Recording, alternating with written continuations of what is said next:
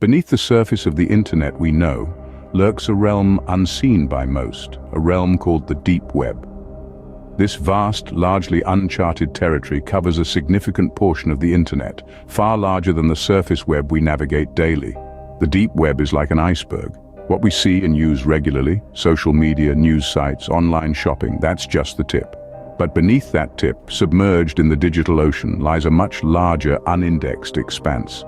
This is the deep web, a realm not indexed by conventional search engines like Google or Bing. But why is it hidden from search engines?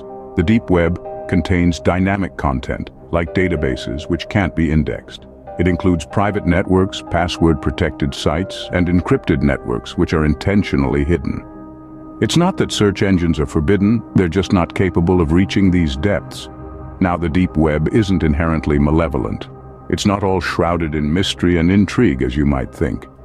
In fact, a substantial portion of it is used for quite legitimate purposes. It houses private databases, academic resources and research documents, internal sites for corporations and organizations, and even your emails. Imagine the deep web as an enormous digital library.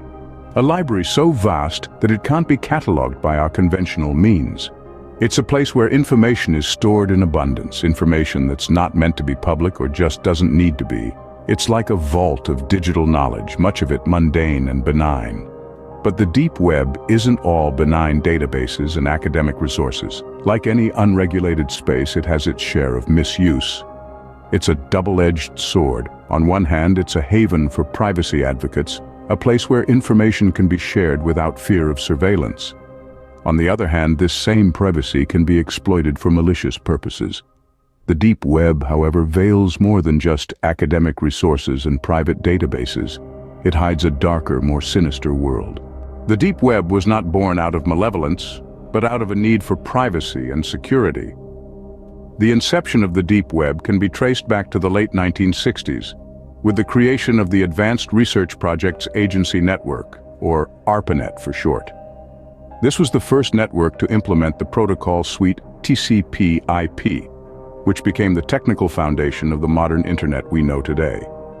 But the internet of the 1960s was a far cry from the global network we're familiar with now. Back then, it was a tool primarily used by academics and military personnel. The concept of privacy and security online was not a primary concern, as the circle of users was small and the potential for misuse was limited. As we fast forward to the 1990s, the internet had begun to evolve rapidly. It became more accessible to the general public, and with that, the nature of the internet started to change. The influx of users brought a new demand for privacy and security. People wanted to protect their personal information, communicate privately, and ensure their online activities weren't being tracked. This need led to the creation of what we now refer to as the deep web. It's a part of the internet that isn't indexed by standard search engines.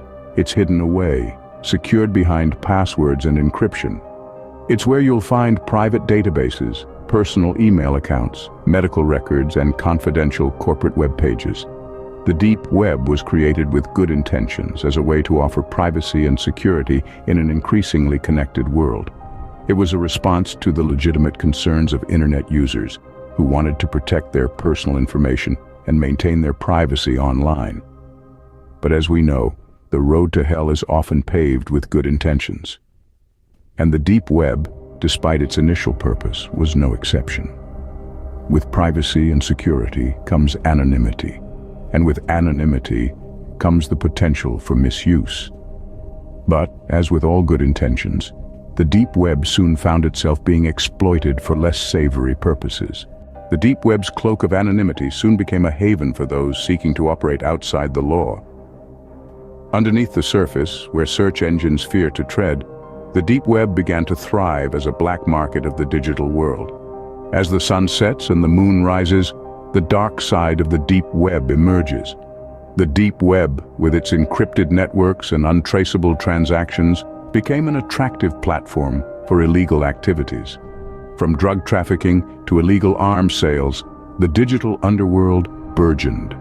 Imagine an online marketplace, not unlike Amazon or eBay, but instead of books and electronics, you'll find narcotics, firearms, counterfeit currencies, and even stolen data. This is the reality of the deep web. As these illicit activities grew, so too did the challenges faced by law enforcement agencies. The deep web's defining characteristic, its anonymity, became its greatest shield. The same encryption that ensures privacy in our day-to-day online activities also protects those who operate in the shadows of the deep web. How can you catch a criminal when they're hidden behind layers of encryption, their digital footprints wiped clean? Policing the deep web is like trying to catch a ghost. Anonymity tools such as Tor allow users to browse the deep web without revealing their identity or location. Coupled with cryptocurrencies like Bitcoin, which provide an untraceable method of payment, the deep web has transformed into a fortress for those operating outside the law. But law enforcement is not wholly powerless. Through the use of advanced cybersecurity techniques, agencies have managed to crack down on some of the deep web's most notorious sites. The Silk Road, once a bustling marketplace for illegal goods, was shut down by the FBI in 2013. It was a significant victory, but only a drop in the ocean of the deep web's criminal underworld. The battle between law enforcement and the criminal element of the deep web is a constant game of cat and mouse. As one site is shut down, another pops up in its place. The dark side of the deep web is a hydra, growing 2 new heads for everyone that's cut off. And yet, the deep web's darkest corners were still to be revealed. As we delve deeper into the abyss, brace yourself for what lies ahead.